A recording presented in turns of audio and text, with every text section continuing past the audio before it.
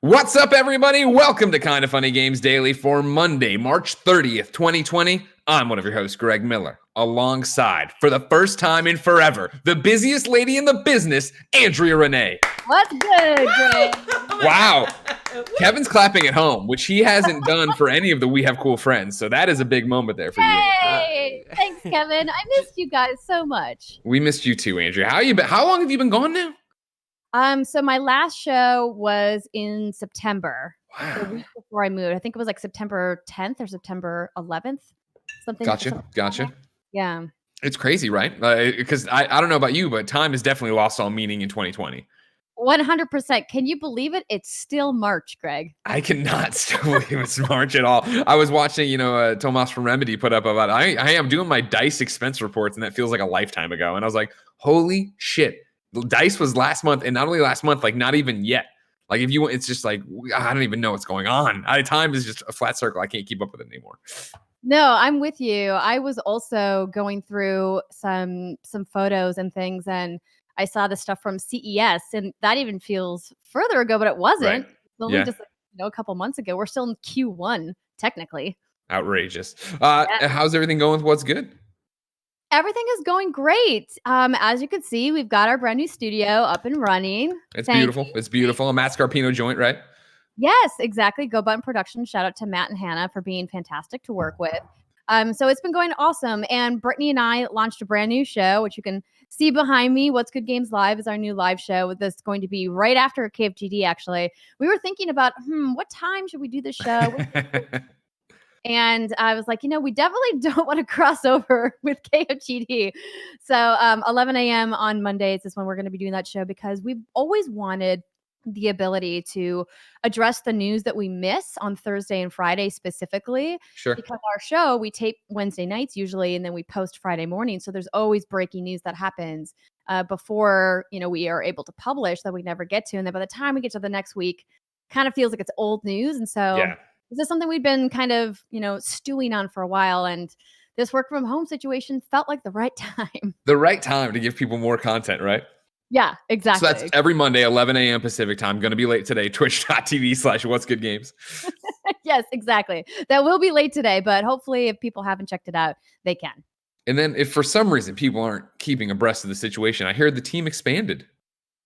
Oh, yes, we did. So at PAX East this year, we announced that Rihanna Manuel has joined What's Good Games part-time, which is very exciting. So obviously lots of KFBFs know about Rihanna and New, and they are just wonderful people. And Rihanna has been such an amazing part of the What's Good Games community really since we launched, and just getting to know her over the years of WGG has been phenomenal. And she approached me last year and was like, hey, I want to do more with What's Good. Like, what can we do together? And I was like, actually, we might finally be in a position where we can, hire someone part-time. And so we kind of talked about what she would be interested in, and came up with a plan, and we started working with her in March this year. That's so great. Great time to bring her on too, just as everything goes to hell. She's just so great, and we love that she's going to be on the podcast once a month, and more if her schedule allows. She, of course, like Steimer, has a big girl job, and she just has been such a joy because she complements the type of games that we all like. So she not only plays some of the more combat shooter focused games that I really enjoy, but she also plays some games that I don't really spend any time in. Gotcha. So it makes like a really nice, complement to the kind of expertise that we all bring to the table. That's awesome. I'm so proud of you. I'm glad you guys are killing it. Thank you so much, Greg. But enough about that. Today, we're going to talk about Mario having a hell of a 2020, Resident Evil 3 reviews being out, and Final Fantasy VII might be coming to you early, because this is Kinda Funny Games Daily. Each and every weekday on a variety of platforms, we run you through the nerdy video game news you need to know about. If you like that, be part of the show, patreon.com/kindafunnygames. You can give us your questions, comments, concerns, and squad up requests, and everything else under the video game sun. Of course, there you can get the show ad-free and the exclusive post-show. But if you have no bucks to toss our way, it's no big deal. You can go to twitch.tv/kindafunnygames and watch us record the show live. If you're watching live, you have a special job. Go to kindafunny.com/you're wrong. Tell us what we screw up as we screw it up, so we can set the record straight for everybody watching later on youtube.com/kindafunnygames, roosterteeth.com, and listening on podcast services around the globe. Housekeeping for you. As I mentioned at the top there, Resident Evil 3 remake reviews are out. You can catch ours on youtube.com/kindafunnygames and, of course, the Gamescast podcast feed. We'll talk about that soon enough. Thank you to our Patreon producers, Mohammed, Momo, Drew Garnier Fruitis, Blackjack, and the Kinda Funny Destiny 2 PC clan. You know, Andrea, I can't get away from this Destiny game. You left, I was like, it's done. Fran's rarely on stuff anymore. Then here they are. They're sponsoring the show. And I just saw Fran on DCP Live last week. I finally was able to guest on that show, and he was on as well. But I love that your PC clan specifically was like, yo, we need some more players. Let's buy a sponsorship. It's so good. It's so brilliant. Today, we're brought to you by What's Good Games Live, but I'll tell you about that later. For now, let's begin the show with what is and forever will be the Roper Report. Time for some news. 6 items. Are you crying or laughing? Baker's dozen. I have a mouthful of breakfast. What do you eat? 2 eggs, bacon. Damn. Focaccia bread with some cheddar cheese. Wow. Oh, wow. We went big today. Okay. I like that. I appreciate that a lot. Right. Number 1 on the Roper Report, Nintendo Switch's 2020 looks like it's going to be dominated by Mario. This is Tom Phillips over at Eurogamer. Nintendo Switch's first-party lineup for the rest of 2020 will be dominated by Mario games old and new to coincide with the original Super Mario Bros. 35th anniversary. That's according to Eurogamer sources with knowledge of Nintendo's upcoming plans, who have corroborated a report posted by VGC. First, the report states Nintendo will release, quote, most of Super Mario's 35-year back catalog this year remastered for Nintendo Switch. There's no detail on which games this includes, but the article includes a banner image of Mario Galaxy, perhaps intended to suggest the Wii Classic as one of these games.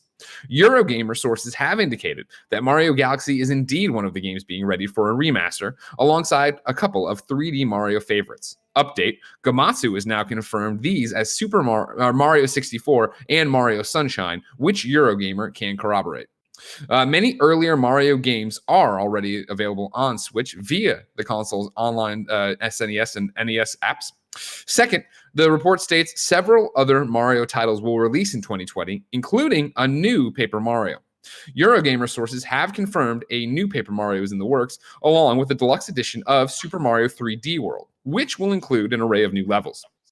This long-rumored Wii U port is one of a couple of first-party games from Nintendo's previous console currently due for a new lease on life in 2020. When contacted for this story, Nintendo gave Eurogamer its traditional response that it did not comment on rumor or speculation. Andrea, Rene, what is your reaction? Right. I'm super excited about this. Obviously, we knew that Nintendo was going to be remastering some of its legacy library for Nintendo Switch. Like, that was going to happen. They do it for pretty much every platform they have. But I think that this comes at a great time because we know that their release schedule is probably not going to be at least the same cadence as it would be in a normal year because of everything that's happening globally with COVID-19. But I think that this is a really good set of like comfort game titles that people will really love and gravitate towards. And certainly I'm going to be buying them one more time. Yeah, exactly. Yeah, right. To play Sunshine again for sure. Sunshine, a game I loved on the Wii and haven't played since then. So to get back to that, I'm super stoked for. However, our opinions barely matter on this because we work with Tim motherfucking Geddes, who of course is a huge Mario fan. I reached out to get a quote from Tim, and this is what he wrote. And it starts with Tim voice. So I'm sorry, guard your ears. Let's fucking go. This is 10 out of 10 Tim Geddes Gatorade Get Hyped Decade of Dreams material, ladies and gentlemen.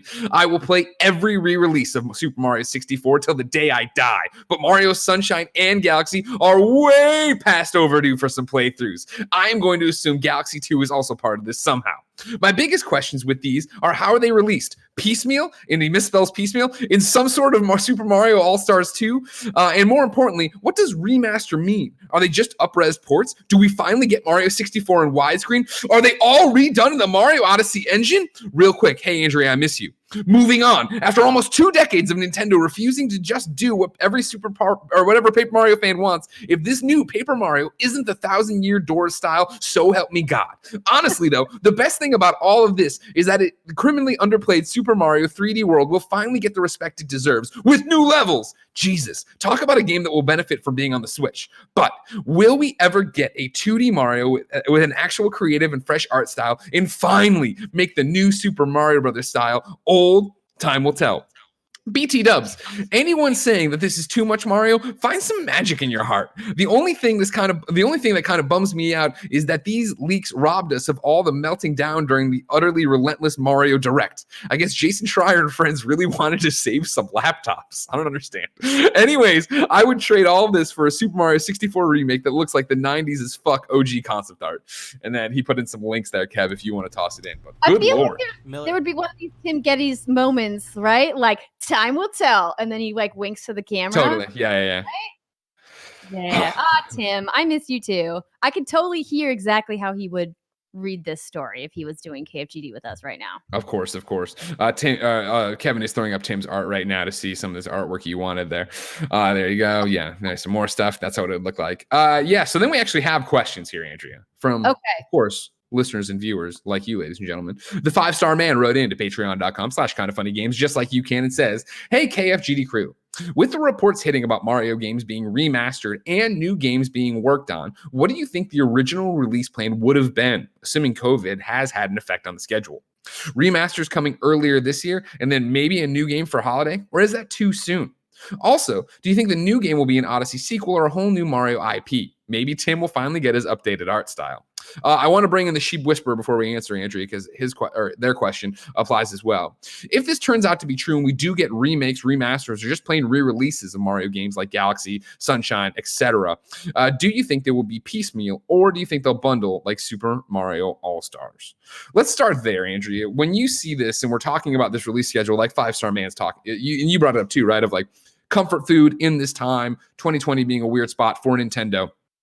Do you see this being one game, or do you see these being spread out? That's actually a really interesting idea. I mean, my gut would say spread out, because sell them all individually, you make more money, and then you allow people to kind of pick which ones they want. Yeah. But I mean, making a bundle isn't necessarily a bad idea either. Making like a Mario Legacy collection could be great, because then you make it one price point and then everybody buys it no matter what, because they want that one game in the collection, and then they just get everything else included. It could really go either way. But I mean, I really want to see them make a Super Mario Galaxy 3 instead of a Super Mario Odyssey 2. Okay. Oh, wow. Okay. Sure. Yeah, I can see it both ways, and I think it is a situation where you can't have your cake and eat it too, where I think you could put out a Super Mario All-Stars 2 or whatever you want to call it, right? And Super Mario All-Stars Switch, and have it be one bundle of all the games, and then digitally you could sell them all piecemeal as well. But as we're talking about, for Nintendo, I think the big cry from the fan base so far this year in 2020 is we don't know what they're doing. Like, what does first party Nintendo for Switch look like this year? And so if Zelda 2, if Metroid, if all these games that we do know are in the works aren't ready, I think doing this piecemeal and spacing them out through the year leading up to the new Paper Mario, if that is the one new Mario game you have, that's what would make sense to me. I don't think you want to blow your wad too early and put all these amazing games, right? Galaxy, 64, Sunshine, putting them in Deluxe Super Mario World, putting all those into one collection is awesome. And obviously it would be a good guy Nintendo move if they sold that at $60. However, I think, number one, business-wise, you could make more money. And then number two, you could make a bigger event if, hey, for this, I don't even know, I'm not good at math, 5-month period? Maybe 5-month period, we're gonna have a new Mario game every month leading up to a brand new Mario game. That could be cool and a great way to celebrate the 35th anniversary.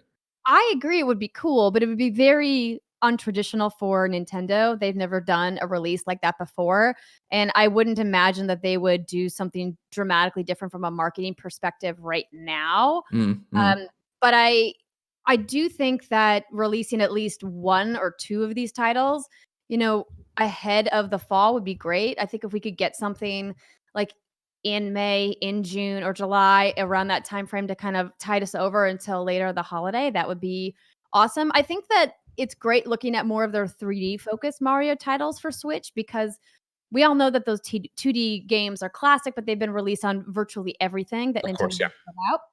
And I think that they also want to bolster their Nintendo Online subscription service. And a great way to do that is say, hey, let's, instead of, releasing this for a set price point, say, oh, you can only buy it or you can only download it if you get a Nintendo Online subscriction, much like they've done, like they did with Tetris 99 when it first came out. Yeah. So I don't know. I mean, we can speculate all we want. I'm just glad that this is hopefully happening. I mean, that's the bigger thing too, is I hope it's real. Like, it sounds so great and it sounds awesome, and I would love to play Galaxy again. And I would love to see. I haven't played 64 since I had a 64. I skipped the DS or 3DS remake. So getting that back, seeing those, I obviously hate on Sunshine all the time, but that's just because I was disappointed with it at the time. I'd love to play it again and see how it holds up. More Mario in general is great. I do agree with both what Tim said and then the excitement over having Super Mario 3D World out, which was a game I really did enjoy, but only really played during IGN Let's Plays. I never actually put many hours in because at home I hated my Wii U so much I refused to turn it on.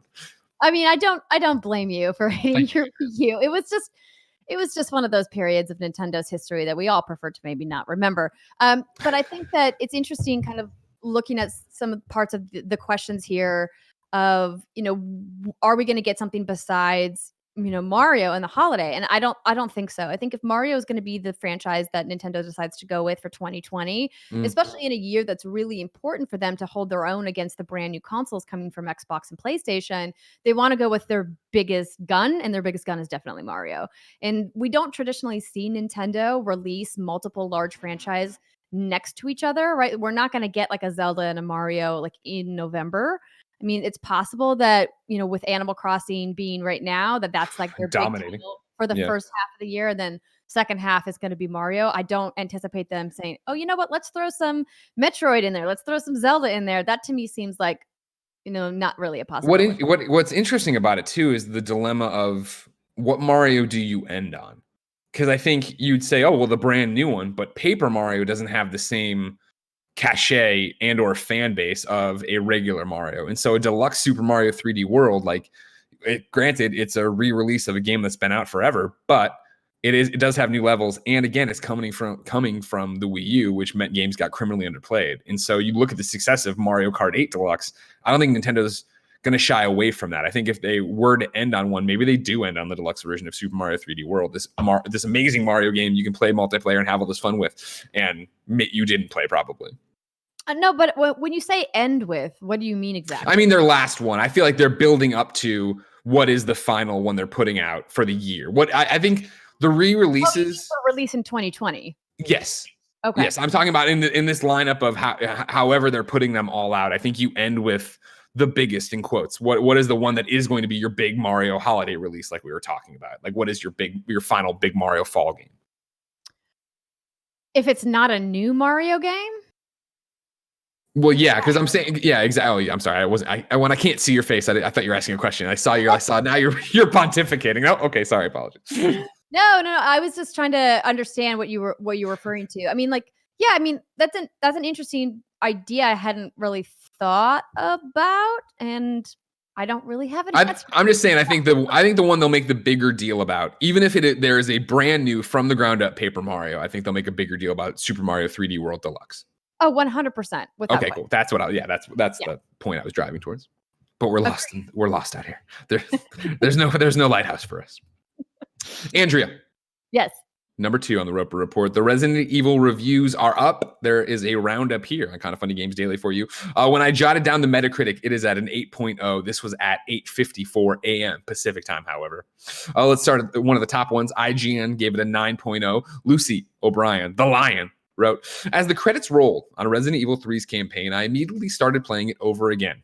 Not because I felt like I missed anything the first time around.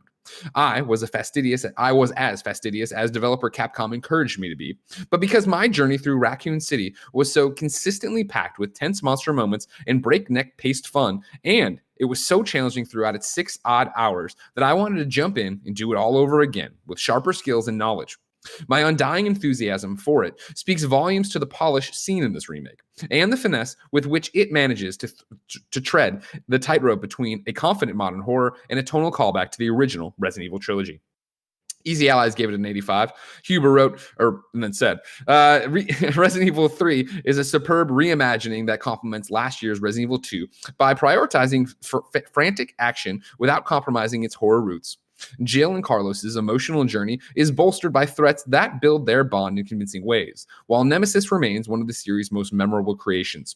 More than a few surprises await veteran residents of Raccoon City. Then we start to go down a bit. US Gamer gave it a 3.5 out of 5. Katie McCarthy says, Resident Evil 3 finally repositions its place as not just a true sequel to Resident Evil 2, but as a bridge to Resident Evil 4, both in action and plot.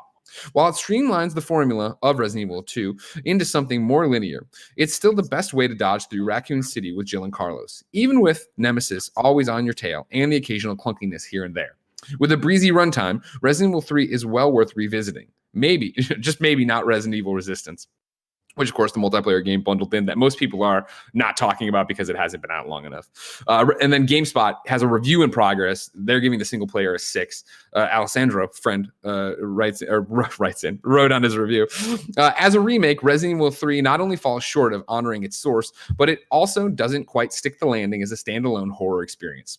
Even without taking into account the original game or its predecessor, RE3 struggles to keep up with its pace amid a clashing of elements from survival horror and standard action.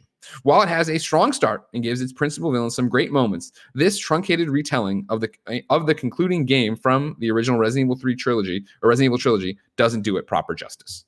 Andrea, have you played this, and or how much has Britt screamed at you about it? So I have played a little bit of it. Okay. I haven't finished it yet. Because as you can imagine, it's quite a stressful game to play. And as someone who played it, yes, I say it in my review. This was legitimately in the very front of that game. I was like, motherfucker, like I don't want to play anymore. I'm way too stressed out right now. Yeah, and like we're in stressful times. The last thing I really want in my life right now is something that's going to cause me even more stress intentionally. A game that literally opens with the line, "The pandemic swept the country by surprise." Took the country by surprise. Like, ooh. Yeah, it's rough chuckles for sure. But Britt and I played the demo. Well, I played the demo while Britt made fun of me last week on the stream. But of course, she has played it multiple times. She has a lot of thoughts that she's going to give, in What's Good Games right after this. But I mean, she's a Resident Evil lover, so yeah. I anticipate her, liking most of it, but then probably having some issues. But I don't know. I asked her to send in a couple thoughts that we could read, and I think she's just a little busy this morning. So if you do want to hear more whiskey thoughts, yeah, you have to come to What's Good.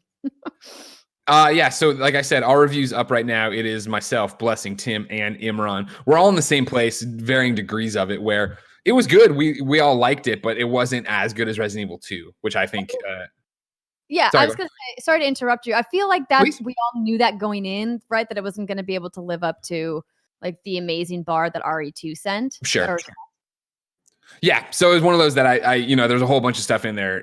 It's enjoyable for sure. My main takeaway from it, it's enjoyable. I liked Nemesis the most at the front, and then throughout, I think they water him down, and the boss fights are. I know one of the reviews I just read talked about a callback to its roots. They get way too like, yes, this is what a battle used to feel like in the PS2 era. I don't want that again. Like, this is not smart design. Nemesis was completely terrifying the first few times I saw him, and now he's kind of boring to fight, and he's just wandering around me. I digress, though. Sorry, do you think it's because I don't want to say they rushed out the remake, but it feels like because it came so quickly after the RE2 remake, it's almost like they didn't put as much care into redesigning specific elements of the game like they did for RE2. I saw one of the... I'm sorry. Or do you think that's just the bones of the game? We're never going to get any better. See, I think it's a bones thing, and I'm talking out of turn because I didn't play Resident Evil 3. The Resident Evil thing, if you're new to the Greg Miller storyline, right? Like, zombies are my favorite horror movie. I love zombies. I couldn't get over the controls and how bad they were. I thought as tank controls in Resident Evil, so I missed Resident Evil up until Code Veronica was my first one, and then started playing. And then really didn't click though for a long time.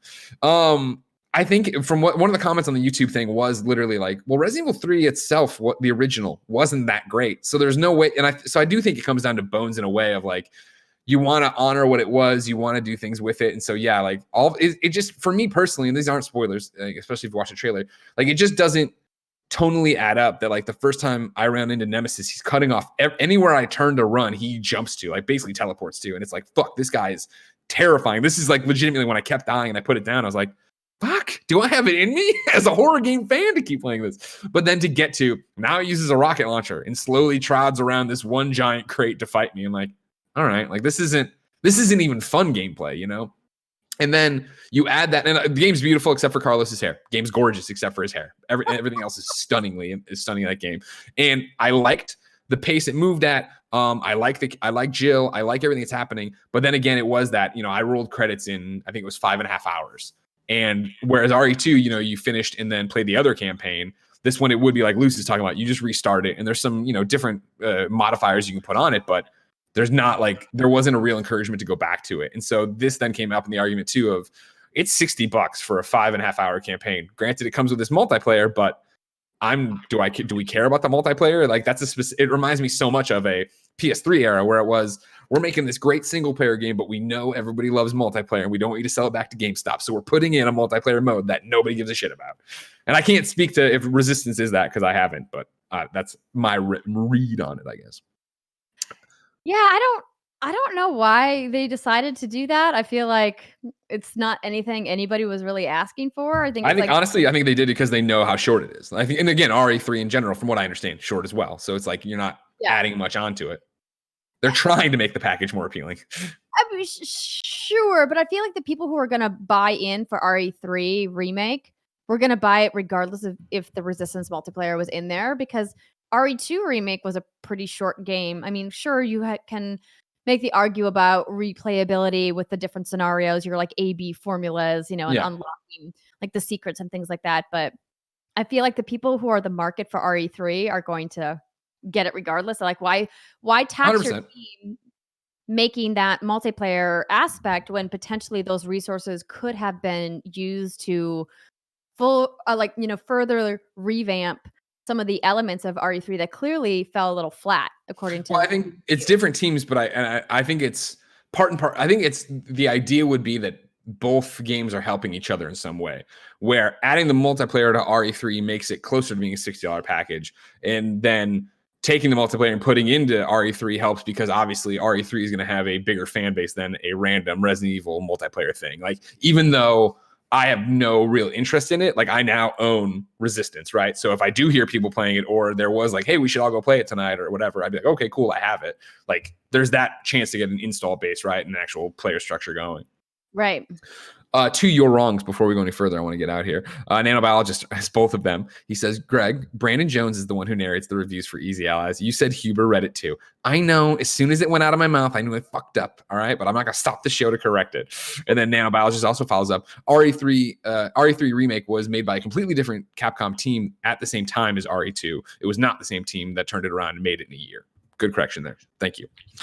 Question though. Anakin JMT writes into patreon.com/kindoffunnygames just like you can. It says, watching the Gamescast review for RE3, and Tim comments on how RE3 is a sequel to 2, but has characters from 1, and how we are kind of expected to know who they are and their relationships with each other. Do you think Capcom should have done a remake of 1 in the style of 2 and 3 first? Do you think they should before they presumably do a remake of 4? Interesting question, right? I think the problem there is that remaking the original Resident Evil has been done before, and then already that one's been re-released. And so it starts to get so goddamn confusing as to what RE you're talking about when you talk about it that way. I think people have been clamoring for an RE2 remake, and I think the fact that they wanted to deliver and nail that made sense. And it did make a fan out of me, right? Like, as I said earlier, I guess technically Resident Evil 7 is the one that made me a fan, where I was playing that in VR. I was taking it off. I was having a great time. And personally, I'm still way more excited to see where we go from there rather than keep going back and remaking stuff. But I thought RE2 finally getting its justice and being redone, I think that's what the fans needed at the time. Andrea, do you agree? Yeah, absolutely. I mean, Britt and I have talked about this quite a bit on What's Good. So like the idea that, you know, RE2 was the right starting point. I think for longtime fans of the franchise, they agree with you 100%, Greg, that that's where it needed to go.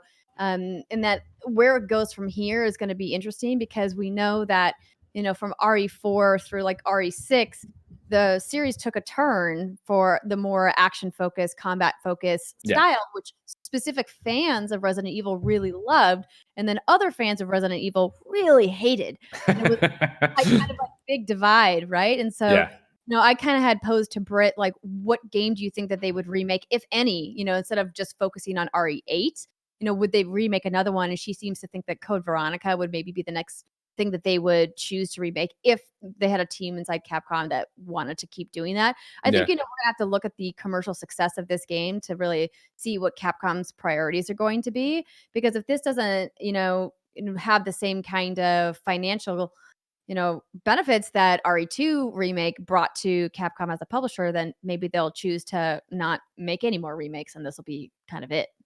Yeah, I would think that once RE2 set the world on fire the way it did last year, that they probably they must have a team working on 8, obviously.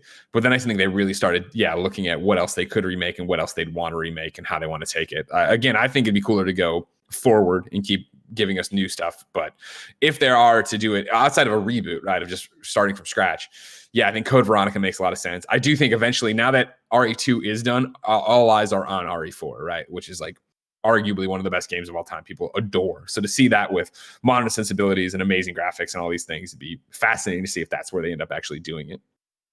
But no, I don't think they need to go back and remake the original again. Number 3, guess what? Europe and Australia, you might be playing Final Fantasy VII earlier than you thought. Over on the Final Fantasy Twitter, I'm going to read a long letter they posted. The Final Fantasy VII Remake team have worked extremely hard to make this game, and we are incredibly proud of what you are about to play. Our biggest motivator during the development was that so many of you were willing us on, and we felt your enthusiasm and passion every step of the way. We had some hard decisions to make during the final few weeks before launch due to disruption to distribution channels caused by the spread of COVID-19. These unique circumstances have made it very difficult to align timing of our global shipping. Our highest priority is that all of you, including those who live in countries currently facing the biggest disruption, can play the game at launch. So we made the decision to ship the game far earlier than usual to Europe and Australia. As a result, there is a greater chance that some of you in these regions will now get a copy of the game prior to the worldwide release date of April 10th. For other Western regions, including the Americas, copies will be shipped this week, and we feel optimistic that most of you will receive the game for launch day. However, due to the challenging situation, we cannot provide delivery dates for each country and each retailer. We really want all of you looking forward to the Final Fantasy VII Remake experience. I fucked that up. We really want all of you looking forward to Final Fantasy VII Remake to play the game on April 10 and experience everything we have been working on together. To everyone, we would like to ask a big favor. If you get the game early, please think of others and don't spoil it for them. We know there are potential spoilers that have been out there for over 2 decades, as the original Final Fantasy VII was released in 1997. But Final Fantasy VII Remake is a new game that still has many surprises for everyone. All of our fans and players deserve to experience the game for themselves, and we ask for the support of our dedicated community around the world to ensure that. On behalf of the entire development team and everyone around the world that has worked on getting Final Fantasy VII Remake to all of you, thanks again for your support, and most importantly, please stay safe. That's, of course, from the producer and director. What a weird time to be alive, Andrea. Games aren't getting delayed, they're being released early. It's kind of exciting, but also, I'm sure, incredibly frustrating for gamers who aren't in those territories, right? Yep. Especially in a game that's so narrative focused, and the reason why people really are excited to play, and in addition to, the revamped animation and combat, is like the story elements that are different. But this happens with any kind of narrative focused game. So hopefully, you can get your mute words all set up on your social media channels and, be wary of, stay out of the comments on Twitch. Yeah. Keep off the Reddit. If you're, really concerned about those story spoilers. But I feel like with this happening, that Square Enix should just release it globally everywhere. A question. Oh, go ahead. A question. It comes in with that exact same thought, Andrea. The Nano Biologist writes into patreon.com/kindafunnygames and says, "What's good, Greg and Andrea?" So why even keep the release date at this point? If Square is trying to think of the fans while also trying to keep all the employees involved with the distribution process as safe as possible, shouldn't they just start releasing copies? Or is that leaving it way too much up to chance for when people will finally get to play the game? What about those who pre-ordered a game from the store that is now closed and cannot get their money back? Will they just be considered SOL, told to go digital by the developers, even if that may not be possible for some? So that's the really challenging part, is that this idea that this physical pipeline to brick and mortar stores is absolutely interrupted right now, and would be interrupted even if there wasn't a global pandemic happening. You can't just, flip a switch and boom, all of the physical copies are in the stores or shipping out when they need to be if you decide to release early.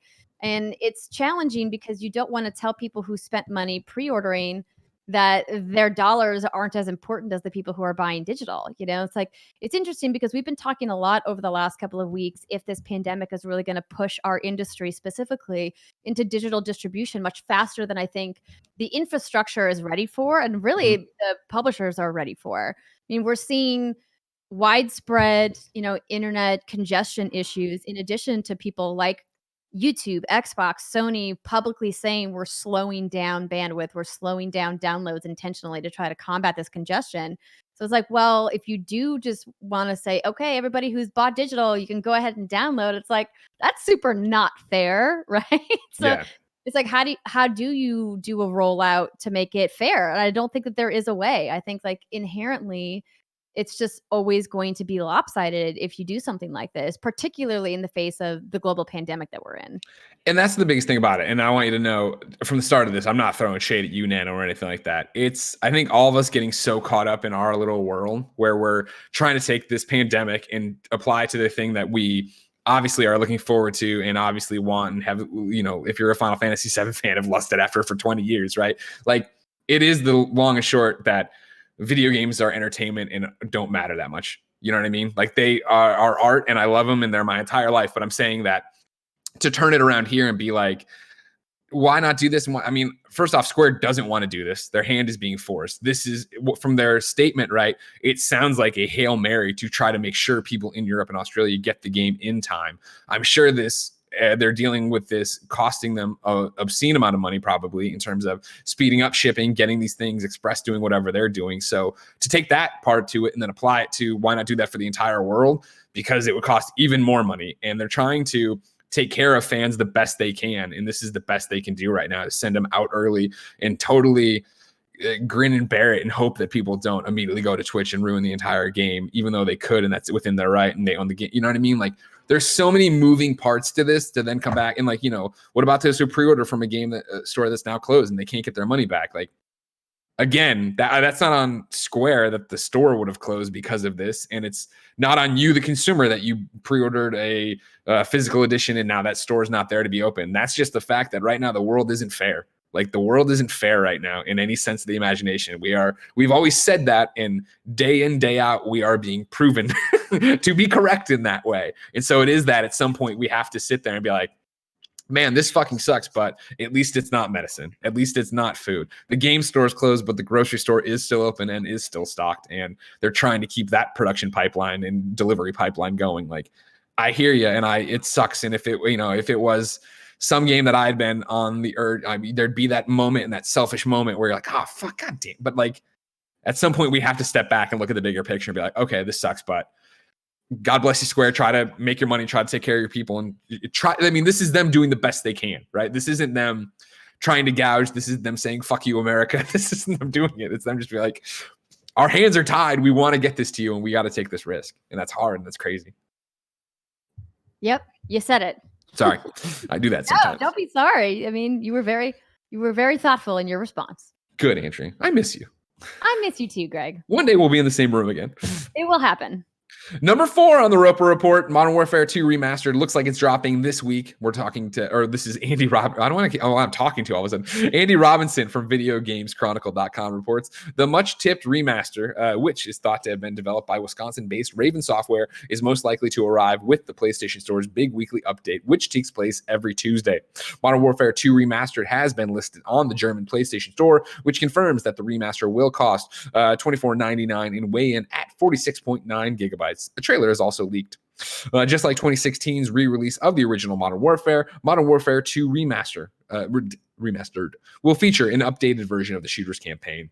While there is no multiplayer mode included, some of the original game's maps have already been remastered for the 2020 Modern Warfare game, with more coming in its upcoming Season 3 update.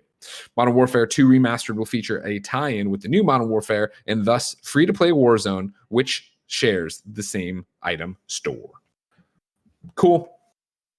I got nothing, Andrea. Yeah, exactly.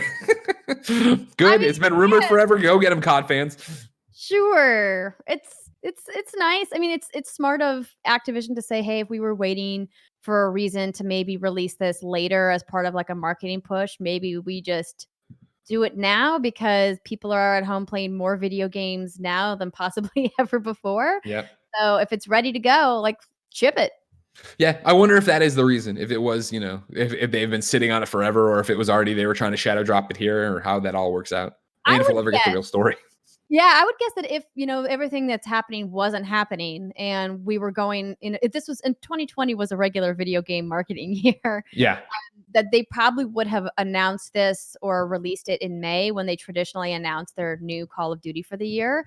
That's generally when they do their big splashy, like, this is the Call of Duty that's happening. I mean, obviously it leaks on Kotaku first, and then they announce it like a week or two later. And then they show it in detail at E3. That's really been like their formula for the last, like, however many years it's been. And so I would have guessed that's when they normally would have released it. But I mean, why not? Just do it now. Number 5 on the Roper Report, games industry is rallying to fight COVID-19. This is something we've been updating as we go. But Andrea, you dropped this one in here. What caught your eye? So what I thought was really great about this is we know that there's a lot of people doing good and raising money for charities on Twitch all the time. Mm-hmm. And I've gotten a press release about this specifically for WHO and the United Nations Foundation. And that this event has raised over $2.77 million. And what's great about that is that it's a nice feel-good story in a time where there's a lot of not feel-good stories happening out there. I did think it was interesting that there was so many artists that aren't traditionally associated with the gaming industry that were part of it. People like Ellie Goulding, Mumford & Sons, and John Legend. But what I thought was the best is talking about where the proceeds are going. So the COVID-19 Solidarity Response Fund, which helps make sure that healthcare workers have critical supplies like masks, gloves, and more. It helps to make sure that more test kits are available and that health workers are trained on how to respond to COVID-19, and that scientists and researchers will have more funding for vaccine development, something I think we all can get behind. Yeah, it's awesome. It's been really cool to see everybody come together and start supporting in all these different ways too. It's crazy that, obviously as the shelter in place has been extended even more, how much more we will all need to come together. But it's always good to see that. And it's good on Games Industry Up-Biz for keeping like a running tally, I know, of everything that's going on. You can get in there and see all of it. Yeah, I think for all of our psyches, like, we need to focus on the uplifting part of this, because otherwise we're just going to sink lower and lower and get more and more angry at each other. And we don't need that. We need to like persevere. And the best way to do that is to focus on the things that are going well and the things that we can control and the things that we can do to make other people's lives better. Yep. Well said, Andrea. And then to close out the Rope Report, number 6, just a fun story here for you, unless you're the person getting destroyed. PC players figured out a way on how to get into the Star Wars Jedi Academy console editions. They're just destroying people. This is Jordan Oloman at IGN. The console port of Star Wars Jedi Knight Jedi Academy is being invaded by veteran PC players. The news arrives thanks to a report from PC Gamer, which details the, quote, accidental crossplay, which has led to PC players facing off against those using Nintendo Switch or PlayStation 4 controls in Jedi Academy's multiplayer mode. Forums and social media platforms are amok with players complaining about PC veterans arriving in their multiplayer lobbies and wiping the floor with the inexperienced and more casual players on console who don't have the added benefit of pinpoint mouse and keyboard setup.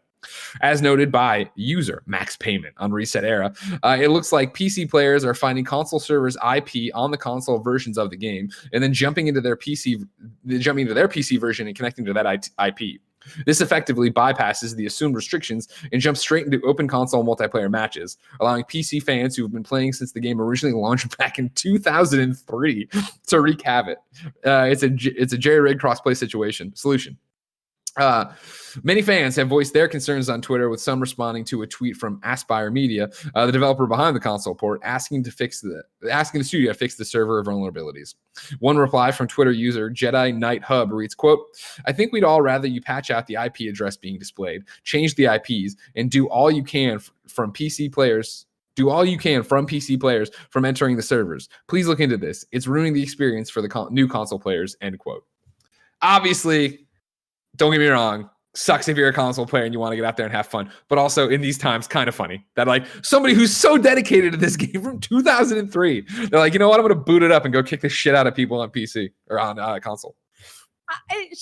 Sure. I guess that's one way to look at it. It's not how I look at it. I would look at it as like, wow, displaying people's IP address seems like a breach of security that I know still exists in a bunch of PC games and a bunch of online games in general, but like maybe just don't put that in your game anymore. Pretty important. Yeah, I would definitely say this is definitely a reason not to do it. And one of the lesser reasons not to display your IP address, but I'm sure it'll be fixed probably by the time this episode posts. You imagine they're hiding it. Do you think enough people are playing this game that they're gonna just like jump on a hotfix? You would think so, right? Like, it's a big deal. It's Star Wars. People love Star Wars. That's fair. That's Star Wars. And I think the fact that it's getting traction enough that IGN has it, we're talking about it. Like, there's a bunch here where it's like, geez, like clearly this is now a story. They have to have something to say about it today. Yeah, I don't know. Like, the idea that PC players feel some kind of superiority going against Nintendo Switch players, like, cool, good job, buddy. You really did it. But man, if you're getting a good XP boost, you know what I mean? Andrea, I can't wait to see how long it takes Aspire Media to fix this thing. But that's so far away. You know what else is far away? The upcoming list, because I need to tell you about our sponsors. Today's sponsor is none other than What's Good Games Live. You can watch it live, twitch.tv/What's Good Games, Mondays at 11 a.m. That's right after this episode of Kinda Funny Games Daily, there will be one. Right, Andrea? That's right, Greg. What happens on What's Good Games Live? Oh, this is really nice of you. And by the way, we didn't talk about this ahead of time. Greg is just such a kind person that he's doing this as a very sweet favor to What's Good Games. So you can find Brittany and I talking about news from over the weekend and also taking questions in Dear WGG. We also will be doing a gameplay stream most weeks. I don't know what we're going to play today. We didn't talk about it. But it's a way for you guys to catch up with everything that What's Good Games is all about. If you've never joined us, if you've never downloaded an episode or been to our YouTube channel and you're like, yo, I wonder what What's Good Games is like. You know, maybe What's Good Games Live is the place for you. So head on over twitch.tv/What's Good Games right after Kinda Funny Games Daily today. Speaking of today, Andrea, today's today. And if I wanted to know what came to the mom and grop shops, where would I go? Why, Greg, you would go to the official list of upcoming software across each and every platform as listed by the Kinda Funny Games Daily show host each and every weekday. Yeah. Thanks, Kevin. Like riding a bike, I'm telling you. You're right back in the groove. It's like you never missed a day. Out today, What's the Box on Switch, Stealthscape on PC, Memory on PC and Mac, Rushberry Mercs on PC, and then Kill Yourself on PC. Huh. New dates for you. For Star Trek Online, the game's first Contact Day celebration takes place on PC from April 2nd to the 23rd, and on Xbox One and PlayStation 4 from April 9th through the 30th. Aeronautica Imperialis Flight Command this May comes to Steam for PC. Riot Games today announced a closed beta testing period for the much sought-after game Valorant. Will start April 7th. The closed beta will be limited to players in Europe, Canada, Russia, Turkey, and the United States, with the possibility of a later rollout to more regions pending developments with the current COVID pandemic. Then, Square Enix today revealed that the cult classic third-person action RPG Nier Replicant Ver 1.224, a whole bunch of numbers, is about to be rebuilt for the PlayStation 4, Xbox One, and Steam other platforms. The release of Nier Replicant version period 1, period 2, and a whole bunch of numbers gives those new to the game the opportunity to experience the origin of the Nier series, following the launch of the critically acclaimed Nier Automata. Square Enix also announced today that Nier Automata will be available on April 2nd on consoles with Xbox Game Pass. Yay! Xbox Game Pass, Andrea. What a good one. Crushing it, man. Xbox. They just Deals of the day for you. The Elder Scrolls Online is getting a free play event beginning April 1st, so Wednesday through April 13th, the next Monday. So you can play ESO for free. Andrea.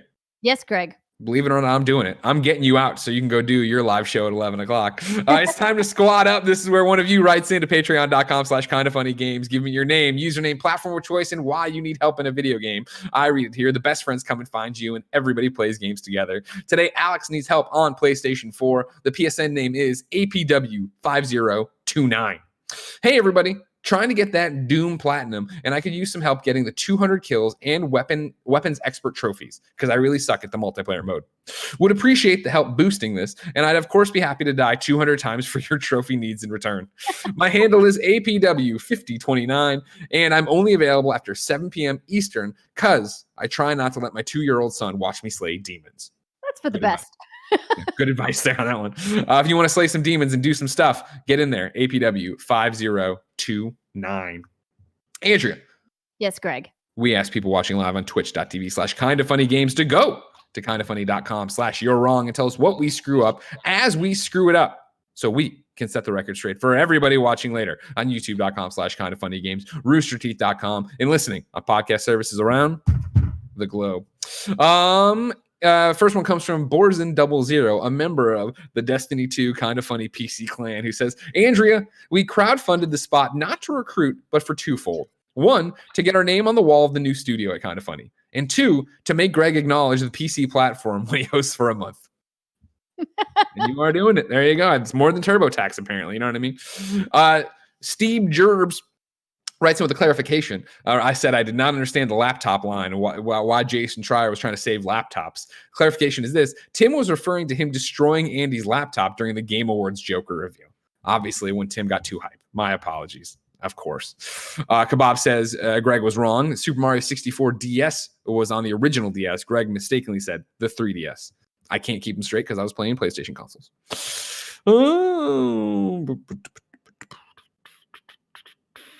Not you're wrong. That's too confusing for me, Nano. It's not anything. Okay. Nano Biologist then writes in with a different one. Greg, did you ever pay Andrea for saying Games Pass 100 times? Yes. I remember giving you a $20 or a $5 bill at some point on the show. That debt was paid. Yeah, it's the 300 pizza bets we have on random ass shit from Gamescast. The one debt that I'm owed a pizza. Well, there's one debt that hasn't been paid by Barrett for losing to Gary and to losing to me in the bet that Gary, Barrett, and I had about the delay for The Last of Us Part 2. Gotcha. He has because it's still standing, right? Isn't it? No, I mean I won that bet, but he has volunteered to pay it. I just haven't cashed it in yet. Gotcha. I'm still owed a pizza. For what? What do you order pizza for, Kevin? I don't know, man. I keep throwing pizza things in there. You guys keep agreeing. Something happened, and I remember I'm owed a pizza. But here I am, pizzaless. You're going to tell me, Kevin, that you think Nano Biologist and Kebabs are so on the ball that they've slipped suddenly on these pizza bets. If you were owed a pizza, we would know you were owed a pizza. We would be pizza. I don't believe it. I'll order you a pizza today. I'm laying around here, no pants on, no pizza. It's bullshit. Also, but you just had eggs and bacon. Yeah, well, I mean, that was breakfast food. It's true. If I send you a pizza, not only are you going to be in trouble with Paula, I'll be in trouble with Paula. All right, so that's the thing. You will be in trouble with Paula. All right, also, we can hide it at the office now that she's there. You can't hide it. You know what I mean? Andrea. Yes. Thank you so much for joining us. Oh, thanks for having me, Greg. This has been lovely. I'm really glad that you guys are doing such amazing work in such a challenging time, and knowing just how many moving parts there are when you're all in the office together, doing it remotely is a feat that I think the viewers of Kinda Funny don't quite have an appreciation for, but I hope that some of them do. Oh, a lot of them do. They've been really nice about it. Thank you so much for that, Andrea. That means a lot to us. And congratulations on you, the new show, the new hire. You guys are killing it. Thank you so much. We're really excited, and hopefully 2020 can turn around at some point. Yeah, I'd love to come see the studio with my own eyes and be in your new studio. That'd be nice. You're welcome to come down whenever you want. I'd love to be in one of the buildings I'm paying a lease on right now, seeing as I have two for some reason, but no big deal. Andrea, where should everybody keep up with you? Twitter is always the best place to find out everything that I'm doing. At Andrea Rene on Twitter is where I link all of the projects that I'm working on. But of course, if you're not following What's Good Games, What's Good _games on Twitter, you can find What's Good on every podcast platform that you listen to Kind of Funny on. We can also be found at youtube.com/whatsgoodgames. And we have some cool stuff in the works, hopefully, that won't get completely delayed coming later this year. Plus our coming up in May. So lots of stuff to look forward to on What's Good Games. Awesome. Of course, ladies and gentlemen, lots to look forward here on Kind of Funny Games Daily. Remember, each and every weekday on a variety of platforms, we run you through the nerdy video game news you need to know about. This week, your hosts look like this. It's going to be me and Imran tomorrow. Wednesday, it'll be me and Gary Witta. Thursday, Blessing and Tim. Friday, myself and Blessing. I might let him host that one. Of course, remember, you should write in patreon.com/kindoffunnygames. Give us your questions, comments, concerns, bad PSN names, everything else. Of course, there you can get the show ad-free, and you can get it with the post show I'm about to do. Andrew's got to go get ready for her show. That stuff. YouTube, subscribe, like, share, all that jazz. We're happy to be here for you, just like you're here for us. So thank you so much for that. Andrea, once again, thank you for your time. We love you. I love you guys. Until next time, it's been our pleasure to serve you. Virtual handshake. Oh, yeah. Hold on. Yeah, that way. No, that way. There it is. Oh, the other way. Yeah, I know. It's bad. It's hard. It's confusing.